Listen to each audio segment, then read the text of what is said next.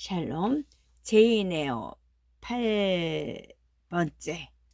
그런데 내가 자리를 비운 사이 친절한 요정이 내가 바라던 암시를 베개에 놓고 간 것이 분명했다. 침대에 눕자마자 저절로 생각이 떠오른 것이었다. 일자리를 찾는 사람들은 광고를 낸다. 그러니 너도 광고를 내면 되지.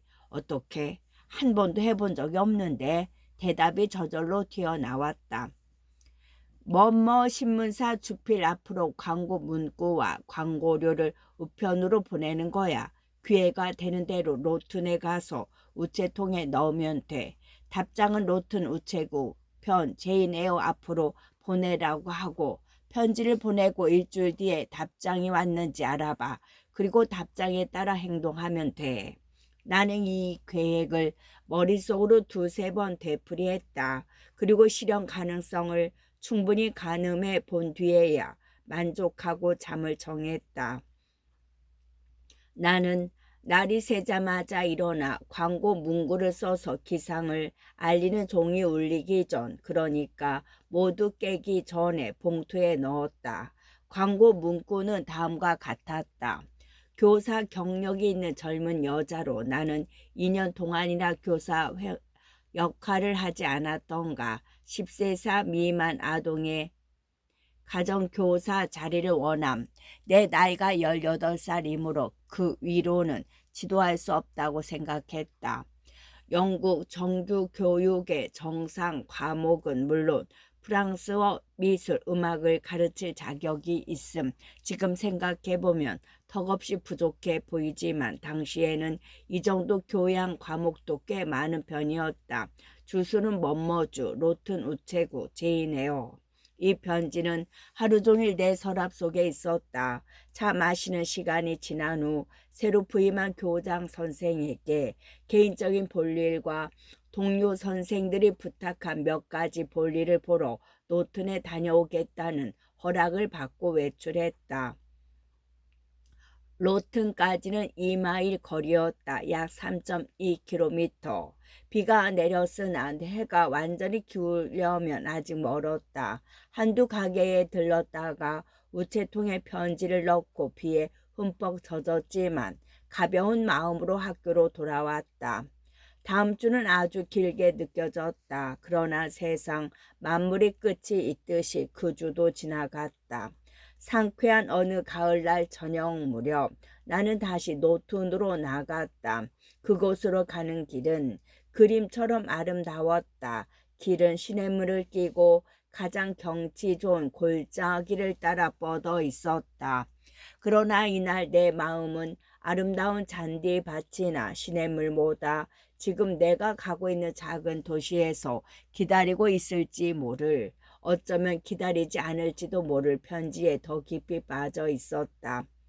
이번에는 구두를 맞춘다는 구실을 대고 나왔다. 그래서 나는 구두방에서 일을 본 후 우체국을 향해 깨끗하고 조용한 거리를 지나갔다. 우체국에서는 콧등에 뿔테 안경을 걸치고 벙어리 장갑을 낀 할머니가 사물을 보고 있었다. 제인에어 앞으로 온 편지 없나요? 할머니는 안경 너머로 나를 뚫어지게 바라보았다. 그러고는 서랍을 열고 한참을 뒤적였다. 너무 오래 그러는 모습을 보고 내 희망이 서서히 무너지기 시작했다. 하지만 할머니는 마침내 한 통의 편지를 찾아 거의 5분 정도 안경 앞에 붙들고 있다가 다시 한번 묻고는 의심스러운 눈초리로 쳐다보며 창구 밖으로 내밀었다. 제인에어 앞으로 온 것이었다. 한 통뿐인가요? 내가 물었다. 그래요. 할머니가 대답했다. 그러나 그 자리에서 편지를 뜯어볼 시간이 없었다. 학교 규칙상 8시까지 들어가야 하는데 벌써 7시 30분이었다. 학교에서는 많은 일들이 나를 기다리고 있었다. 공부하는 학생들 곁을 지켰고 공부가 끝나면 기도문을 낭독하고 학생들의 취침을 감독했다. 일과가 끝나고 나서 선생들과 함께 식사했다. 겨우 잠자리로 돌아왔을 때는 피하지 못할 운명처럼 글라이스 선생이 또 내 옆에 있었다. 촛대에 남아있는 양초가 다 탈 때까지 수다를 떨지 않을까 걱정스러웠다. 그러나 다행히 저녁밥을 배불리 먹어서인지 그녀는 금세 잠이 들었다. 내가 옷을 채 벗기도 전에 벌써 그녀는 코를 골았다. 초는 아직 한치 가량 남아 있었다. 나는 편지를 꺼냈다. 봉투에는 이라는 머리 글자가 적혀 있었다. 내용은 간단했다. 지난주 목요일 먼머주 신문에 광고를 내신 제이네어가 기입한 것과 같은 학문을 갖춘 분으로 신원이나 학력을 보증하는 서류를 제출하신다면 10세 미만의 학생 하나가 있는 일자리를 소개하겠습니다. 보수는 1년에 30파운드입니다. 증명서, 성명, 주소 등 상세한 사항을 알려주시기 바랍니다. 먼머주 밀코트 부근 손필드 페어팩스 부인. 나는 한동안 이 편지를 꼼꼼히 살펴보았다. 나이 많은 부인이 쓴 듯 옛날 필체의 표현이 약간 모호했다. 조건은 만족스러웠다. 다만 혼자 멋대로 처리하다가 혹여 난감한 상황에 부딪히지 않을까 걱정되었다. 그리고 무엇보다 내가 노력한 만큼 존경받고 정당한 대우를 받았으면 했다. 내가 하려는 일이 나이 든 부인이 관여하는 것이 결코 나쁜 일만은 아니라고 생각했다. 페어팩스 부인, 왠지 검은색 부인복 차림에 모자를 쓴 미망일 것 같았다. 쌀쌀 맞을지는 모르지만 몰상식한 사람일 것 같지는 않았다. 영국에 공경할 만한 전형적인 노부인일 것이다. 손필드. 이것은 분명 그녀의 집 이름일 것이다. 먼머주 밀코트 부근에 있는 그 저택의 모습은 도무지 그려지지 않았지만 고상하고 잘 정돈된 집일 것이다. 나는 영국 지도를 떠올려 보았다. 맞아. 어느 쪽인지 이제 알 것 같았다. 먼머주는 지금 내가 살고 있는 외곽보다 70마일, 약 112km나 70마일이나 더 런던 쪽에 붙어 있었다. 그 점이 무엇보다 마음에 들었다. 나는 활력이 넘치는 그곳으로 가고 싶었다. 강변에 위치한 밀코트는 번성한 큰 공업 도시일 것이다. 그것도 마음에 들었다. 적어도 나에게는 완벽한 변화를 가져다 줄 것이다. 그러나 나는 높은 굴뚝과 자욱한 연기만 상상한 것은 아니었다. 하지만 손필드는 시내에서 꽤 떨어져 있는지도 몰라. 나는 속으로 중얼거렸다. 이때 마침내 초가 꺼졌다. 다음날 나는 새로운 발걸음을 내딛기로 했다. 계획을 가슴속에 묻어두고만 있을 수 없었다. 성공하려면 발표할 수밖에 없었다. 나는 낮 휴식 시간에 교장 선생을 찾아갔다. 그녀에게 지금 내가 받고 있는 월급의 2배를 받을 수 있는 일자리가 생겼다고 말하고 나서 로드에서 나는 연봉 15파운드밖에 못 받았다. 생겼다고 말하고 나서 브로클허스트씨를 비롯해 다른 위원들에게 내 보증인으로 내세워도 될는지 물어봐 달라고 부탁했다. 교장 선생은 기꺼이 도와주겠다고 했다. 다음날 교장 선생은 브로클허스트씨에게 이 문제를 의논했다. 그는 리드 부인이 내 보호자이므로 편지로 알려야 한다고 말했다. 나는 리드 외숙모에게 편지를 보냈고 얼마 후 날아온 답장은 이랬다. 네 문제에 간섭하지 않은 지 이미 오래다. 그러니 네 일은 네가 하고 싶은 대로 해도 좋다. 이 편지는 위원들에게 회람되었다. 내가 생각하기에 오래 끌 일이 아닌 듯했으나 꽤 긴 시간이 걸려 더 좋은 일자리로 옮겨도 좋다는 정식 허가가 떨어졌다. 그리고 나는 로드 학교에서 교사나 학생으로서 본분을 지켜왔기 때문에 신원이나 실력에 대해서는 로드 학교 감독위원들이 증명해 주겠다고 했다. 한 달쯤 뒤 나는 그들의 서명이 들어있는 증명서를 받았다. 나는 그 사본을 페이펙스 부인에게 보냈다. 부인은 만족한다며 2주 후부터 가정교사로 일하라는 내용의 답장을 보내왔다. 나는 준비를 서둘렀다. 2주일은 손살같이 지나갔다. 나에게는 딱 필요한 만큼의 옷밖에 없었으므로 짐이 그리 많지 않아 트렁크는 떠나기 전날 꾸렸다. 8년 전 게이츠 헤드에서 갖고 온 바로 그 트렁크였다. 트렁크는 밧줄로 묶어 꼬리표를 달았다. 30분 후에는 이 짐을 로튼까지 운반할 짐꾼이 오기로 되어 있었다. 나는 내일 아침 일찍 노튼으로 가서 역마차를 타기로 했다. 나는 검은 모직 여행복을 꺼내 먼지를 덜고 모자, 장갑, 머프를 준비한 후 머프는 토시 모양으로 손을 넣도록 만든 방안 용구. 머프를 준비한 후 빠뜨린 물건이 있는지 서랍 속을 확인해 보았다. 모든 준비가 끝나면 잠시 쉬기로 했는데 도무지 그럴 수가 없었다. 하루 종일 바삐 움직였는데도 전혀 쉴 틈이 없었다. 너무 들떠 있었던 것이다. 오늘 밤 내 인생의 한 시기가 막을 내리고 내일 새로운 시기가 열리려는 때에 잠을 잘 수 없었다. 변화가 이루어지기까지 나는 열심히 그것을 지켜보고 싶었다. 선생님, 아래층에 어떤 분이 오셔서 선생님을 뵙고 싶다고 하십니다. 마치 길 잃은 망령처럼 휴게실 주변을 맴돌고 있을 때 하녀가 말했다. 짐꾼이 왔나 보네. 이렇게 생각한 나는 누구냐고 묻지도 않고 아래층으로 내려갔다. 부엌으로 가려고 반쯤 열린 교사용 응접실을 지나가려는데 누군가 뛰어나오더니 말했다. 당신이 맞군요. 분명해. 못 알아볼 리 없지. 한 여인이 내 발걸음을 멈추게 하더니 내 손을 붙잡았다. 옷을 잘 차려입은 하녀 같기도 하고 유목 같기도 한 젊은 여인이었다. 머리와 눈동자가 검은 명랑하고 예쁜 여자였다. 내가 누군지 알아보겠어요. 낯익은 목소리와 미소였다. 나를 영영 잊어버린 건 아니겠지요, 제인 아가씨?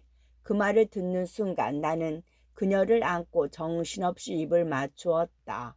배시, 배시, 배시. 나는 이 말밖에 나오지 않았다. 배시는 울다가 웃다가 했다. 우리는 응접실로 들어갔다. 난로 옆에 바둑무늬의 겉옷과 바지를 입은 3살가량 된 아이가 서 있었다. 얘가 내 아들이에요. 배시가 재빨리 말했다. 결혼했군요, 배시. 벌써 5년이 되어 간답니다. 마부 로버트 리분과 했어요. 그 녀석 보비 말고 딸이 하나 더 있는데 제인이라고 이름 지었죠. 그럼 게이츠 헤드에서는 이제 안 살겠네요. 문직이 집에 살아요. 문직이 영감이 나갔거든요. 그렇군요, 배시. 모두 어떻게 지내요? 가족들 얘기 좀 해줘요. 일단 앉아요, 보비. 넌 여기 내 무릎에 앉으렴. 그러나 보비는 자기 엄마 옆으로 갔다. 제인 아가씨는 키가 그다지 않겠네요. 살도 안 찌고 학교에서 아가씨를 잘 대해주지 않는 거예요? 일라이자 아가씨는 아가씨보다 머리 하나는 더 크죠. 조지아나 아가씨는 2배 더 뚱뚱할 텐데. 립은 부인이 말했다. 조지아나는 엄청 예쁜 숙녀가 되었겠죠? 그럼요. 지난 겨울에 마님과 함께 런던에 갔는데 모두 조지아나 아가씨에게 넋을 잃었다네요. 게다가 어느 젊은 귀족이 아가씨한테 반했는데 그분 가족들이 결혼을 반대했어요. 그래서 어떻게 되었는 줄 아세요? 글쎄 그분과 아가씨가 도망친 거예요. 그래서 붙들려서 그만 헤어졌지요. 일라이자 아가씨가 질투를 했는데 그들을 찾아낸 거예요. 일라이자 아가씨가 질투를 했는지 그들을 찾아낸 거예요. 그래서 지금 둘은 앙숙이 되어 늘 싸운답니다. 그럼 존 리드는 어때요? 아, 그분은 마님께서 바라신 것처럼 잘 지내지 못해요. 대학에 들어갔는데 낙제했다던가 그렇게들 말하던데요. 삼촌들이 변호사가 되려 하려고 법률 공부를 시켰는데 워낙 방탕해서 삼촌들도 포기한 것 같아요. 어떻게 생겼어요? 키가 엄청 커요. 잘생겼다는 사람도 있고 하지만 입술이 너무 두툼해요. 그럼 리드 외숙모는요? 마님은 겉으로는 뚱뚱하고 보기 좋은데 마음은 그렇지 않나 봐요. 존 도련님 때문이죠. 돈을 너무 많이 쓰니까요. 외숙모가 배씨를 여기 보냈어요? 아니요, 그럴 리가요. 난 예전부터 아가씨가 보고 싶었어요. 그러던 터에 아가씨한테 편지가 왔다는 소식을 듣고 또 다른 고장으로 떠난다기에 일부러 보러 온 거예요. 영영 못 만나면 먼 곳으로 갈까 봐서요. 영영 못 만나는 먼 곳으로 갈까 봐서요. 날 보고 실망했겠는데요. 내가 웃으면서 말했다. 배시의 눈에서 존경스러운 빛은 엿보였지만 감탄하는 기색은 없었던 것이다. 웬걸요, 제 아가씨 아주 고상하고 귀부인 같아요. 내가 상상했던 거랑 비슷해요. 솔직히 아가씨는 어릴 때도 미인형은 아니었잖아요. 배시의 솔직한 말에 나는 미소 지었다. 그녀의 말이 옳은 줄은 알지만 솔직히 전혀 신경 쓰이지 않는 것은 아니었다. 대개 여자들은 18살이 되면 사람들 눈에 예뻐 보이기를 바라게 마련이다. 그래서 내 얼굴이 그 정도는 아니라고 생각하면 조금 섭섭한 것이다. 하지만 아가씨는 똑똑하잖아요. 배시가 위로하려는 듯 그렇게 말했다. 아가씨는 뭘 잘해요? 피아노 칠 줄 알아요? 조금요. 그 방에 피아노가 있었다. 배시는 피아노 앞으로 가서 뚜껑을 열더니 한 곡만 쳐달라고 했다. 내가 왈츠 한 곡을 치자 그녀가 감탄했다. 니드댁 아가씨들은 잘 못 쳐요. 배시가 매우 기쁜 듯이 말했다. 난 아가씨가 반드시 공부로 그 아가씨들을 능가할 거라고 늘 말했어요. 그림도 잘 그리나요? 저기 벽난로 위에 걸린 그림이 내가 그린 거예요. 그건 수채화로 그린 풍경화였다. 유언들과 교섭해 준 데 대한 감사의 표시로 내가 교장 선생에게 선물한 것이었다. 그런데 선생은 그것을 액자로 만들어 걸어 놓았다. 어머, 정말 예쁘네요. 리드 아가씨들은 가르치는 그림 선생이 그린 걸 못지않게 훌륭하네요. 아가씨들 수준은 이 그림 근처에도 못 따라올 거예요. 프랑스어도 배웠어요? 그럼요, 배시. 읽고 말할 수도 있어요. 그럼 모슬린이나 캠퍼스에 수도 놓을 수 있겠네요. 당연하죠. 아휴, 아가씨는 정말 귀부인이 다 되었네요. 내 그럴 줄 알았다니까요. 이젠 아가씨 친척이 돌봐주지 않아도 살아갈 수 있겠어요. 그런데 아가씨한테 한 가지 묻고 싶은 것이 있어요. 혹시 아가씨 아버님 쪽 친척인 에어덱에 관해 무슨 소식 못 들었어요? 아니, 못 들었는데요. 그래요? 왜 마니께서는 항상 아가씨 친척이 가난하고 처한 것처럼 말씀하셨잖아요. 그런데 내 생각에는 가난할지는 몰라도 니드 가문 못지않게 점잖은 분들일 거라는 생각이 들어요. 7년 전쯤 어느 날인가 에어라는 분이 아가씨를 만나겠다고 게이츠헤드에 온 적이 있어요. 마니께서 아가씨가 50마일 떨어진 학교에 있다고 하니까 그분께서 크게 실망하시더라고요. 그분은 외국으로 떠나야 하는 상황이어서 더 이상 지체할 수 없었나 봐요. 하루 이틀 후 런던에서 떠나는 배를 탈 예정이었나 봐요. 아가씨 아버님의 형제 되시는 분 같던데 아주 점잖아 보이는 신사분이었어요. 외국 어디로 가신대요? 수천 마일 떨어진 섬인데 포도주 만드는 곳이라고 집사가 일러줬는데 마데이라 아니에요? 내가 대충 짐작해서 말했다. 아, 맞아요. 거기에요. 그래서 떠났나요? 네. 오래 계시지 않았어요. 마님이 아주 거만하게 대하셨거든요. 나중에 마님은 그분을 천한 장사꾼이라고 하시던데 우리 집 양반은 포도주 사업가인 것 같다더라고요. 그렇겠죠. 아니면 그 관련 업계의 직원이거나 판매원일 수도 있고요. 내가 대꾸했다. 배시와 나는 1시간 넘게 옛날 얘기를 나눴다. 이제 나는 배시와 헤어져야 했다. 다음 날 새벽 노튼에서 역마차를 기다리는 동안 나는 다시 배시와 잠시 만났다. 마침내 우리는 브루클허스트 암스 어귀에서 헤어져 각자의 길로 떠났다. 배시는 게이츠헤드로 가는 마차를 타러 노드펠 언덕으로 갔고 나는 새 일자리와 새 생활이 기다리고 있는 미지의 지방 밀코트 근처로 데려다 줄 마차에 올랐다. 제11장 소설 속의 새로운 장은 마치 연극의 새로운 장면과 비슷하다. 그러므로 독자 여러분은 내가 지금 막을 올리면 밀코트에 있는 조지 여관의 어느 방을 상상하기 바란다. 여관답게 무늬가 큰 벽지를 바른 벽과 괜찮아 보이는 카펫, 가구, 벽난로 위에 놓인 그럴싸한 장식품, 조지 3세와 영국 황태자의 초상화, 울프 장군의 전사 장면을 그린 석판화가 걸려 있었다.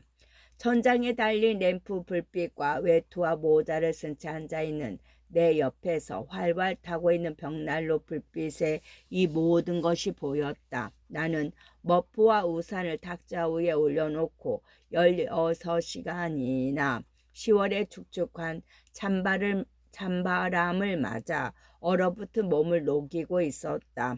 노튼을 떠난 것이 새벽 4시였는데 밀코트의 시계는 지금 막 8시를 알렸다. 나는 편안히 앉아있는 것처럼 보였지만 사실 안절부절 못했다. 마차가 이곳에 서면 누군가 마중 나와 있을 거라고 생각했다. 여관의 하인이 놓아준 나무 발판을 밟고 내려섰을 때 나는 혹시 내 이름을 부르지 않을까 하면서 또 손필드로 나를 데려다 줄 마차가 보이기를 바라면서 조심스럽게 주변을 둘러보았지만 그런 것은 전혀 보이지 않았다. 여관 사원에게 제네어를 찾는 사람 없었냐고 물어보았으나 없었다는 대답만 들었다. 그래서 나는 방으로 안내해 달라고 부탁했던 것이다. 이런 이유로 나는 이 방에서 혼자 기다리고 있었는데 마음은 모든 것이 의심스럽고 두렵고 괴로웠다. 그간의 모든 관계를 끊고 택한 항구에 갈 수 있을지도 알 수 없었고 그렇다고 떠나온 곳으로 돌아가자니 많은 장애물이 막고 있어 어려운 상황이었다. 이 세상에 혼자 남았다는 생각이 들어 세상 경험이 없는 나로서는 무척 묘한 기분에 빠졌다. 모험의 매력이라는 것이 바로 이런 마음에 들뜨고 자부심에서 오는 만족감이 이런 마음을 녹여주지만 불안감에 기분이 뒤숭숭했다. 30분이 지나도록 혼자 있으니 불안감이 모든 것을 짓눌려 버렸다. 나는 일단 초인종을 울려보았다. 이 근처에 손필드라는 곳이 있나요? 종소리를 듣고 온 사원에게 물었다. 손필드요? 모르겠는데요. 술집에 가서 물어보겠습니다. 그는 나갔다가 금방 다시 돌아왔다. 혹시 성함이 에어시입니까? 그런데요.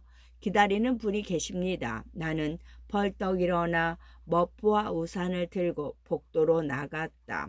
문 앞에 한 남자가 서 있었다. 램프 불이 켜진 거리에 말 한 필이 끄는 마차가 보였다. 이게 대개 짐인가요? 남자가 나를 보자 복도에 놓인 내 트렁크를 가리키며 물었다. 네. 그는 달구지 같은 마차에 짐을 올렸다. 뒷이어 내가 마차에 올라탔다. 그가 마차 문을 닫기 전에 나는 손필드까지 얼마나 되냐고 물었다. 6마일쯤 됩니다. 몇 시간이나 걸리죠? 1시간 30분쯤 걸립니다. 그는 마차 문을 꼭 닫고 바깥에 자기 자리에 올랐다. 마차가 비교적 천천히 달려서 차분히 생각할 수 있었다. 나는 드디어 여행의 종착지에 가까워져서 기뻤다. 고급스럽지는 않지만 아담한 마차에 기대어 마음 놓고 이런저런 생각에 빠졌다. 하인과 마차가 소박한 것으로 보아 페어팩스 부인은 위세 떠는 거만한 사람은 아닌 것 같아. 오히려 그게 더 좋지. 사치스러운 사람들과 살아봐서 알다시피 내 자신이 얼마나 비참하겠어. 페어팩스 부인은 어린 소녀와 단둘이 살고 있는지도 몰라. 부인이 점잖은 사람이라면 난 분명 그녀와 잘 지낼 수 있을 거야. 최선을 다하자. 최선을 다한 만큼 반드시 보답받은 것은 아니지만 로드에서 나는 최선을 다할 결심을 하고 그것을 지킴으로써 모두에게 인정받았지만 리드 웨스모는 나의 최선을 항상 타박으로 보답했지. 제발 페어팩스 부인이 제2의 리드 웨스모가 아니기를 하나님께 기도해야지. 그 부인이 그렇다면 난 같이 살지 않을 거야. 최악의 상황이 와도 괜찮아. 또 광고를 내면 되니까. 그런데 여기가 어디쯤일까? 나는 창문을 열고 밖을 내다보았다. 밀코트는 이미 우리 등 뒤 저 멀리 있었다.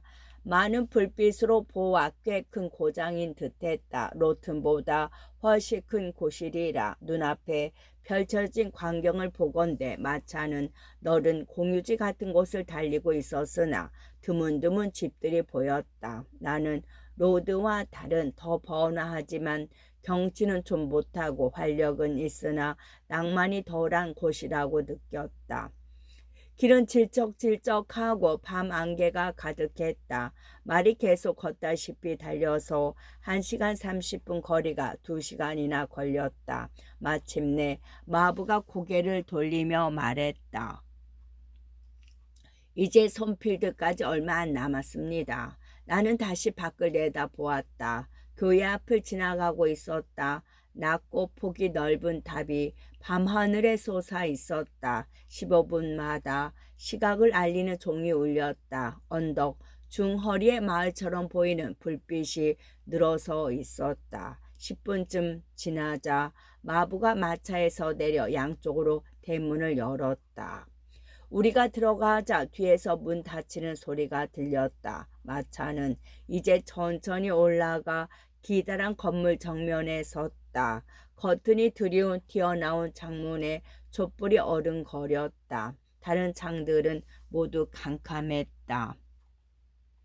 마차가 현관 앞에 멈추자 하녀가 문을 열어주었다. 나는 마차에서 내려 안으로 들어갔다. 이쪽으로 오세요. 하녀가 말했다. 나는 사방으로 높다란 문이 달린 사각형 홀을 지나 하녀를 따라갔다. 하녀는 나를 어느 방으로 안내했다. 2시간 열흘 어둠 속에 있었던 나는 처음 그 방에 들어갔을 때 난로불과 촛불 때문에 너무 눈이 부셔 순간적으로 앞이 보이지 않았다. 하지만 곧 아늑한 광경이 눈에 들어왔다. 작지만 따뜻한 방에는 불을 피운 난로가에 둥근 탁자가 있었다. 그리고 등이 높은 구식 안락의자에 모자를 쓰고 검은 비단 옷에 하얀 모슬린 앞치마를 두른 아주 깔끔하고 미망인 같은 인상을 풍기는 좀 나이 든 부인이 앉아 있었다. 페어팩스 부인은 내가 상상했던 대로 소박해 보였고 생각보다 훨씬 상냥한 인상이었다. 뜨개질하는 그녀의 발치에 큰 고양이 한 마리가 앉아 있었다. 평온한 가정의 이미지에 딱 맞는 광경이었다. 신참, 가정교사로서 이 이상 안도감을 주는 만남은 생각할 수 없을 것이다. 나를 주눅들게 하는 기세 등등한 위험이 전혀 없었다. 내가 들어가자 노부인은 재빨리 일어나 다가오더니 친절하게 말했다. 어서 오세요. 좀 지루했죠? 존이 마차를 좀 느리게 몰아서 말이에요. 추울 텐데 난로가로 와요. 페이펙스 부인이신가요? 내가 물었다. 네, 앉으세요. 부인은 자기 의자로 나를 안내하더니 머프를 벗기고 모자끈을 풀어주었다. 나는 너무 송구해 그러지 말라고 말했다. 아니에요. 그렇게 생각하실 거 없어요. 추워서 손이 얼었군요. 리어. 따뜻한 리거스랑 샌드위치 2개 가져오렴. 저장실 열쇠는 여기 있다. 리거스는 포도주, 더운 물, 설탕, 레몬 등을 넣은 음료를 말합니다. 부인은 주부답게 호주머니에서 열쇠 꾸러미를 꺼내 아녀에게 건넸다. 끝.